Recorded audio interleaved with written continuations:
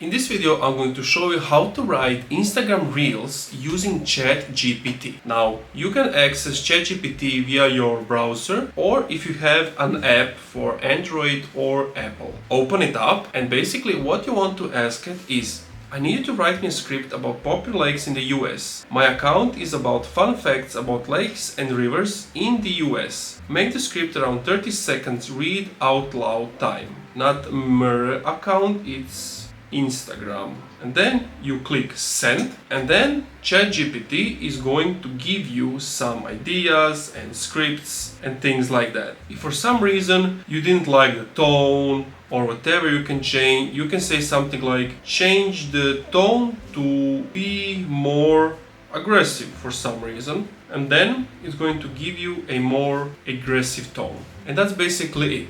Thank you for watching this video. If you enjoyed and this video helped you out, subscribe, like, and leave a comment saying this video helped me out. If it didn't, let me know in the comments below what was the problem, and I will do my best to help you out.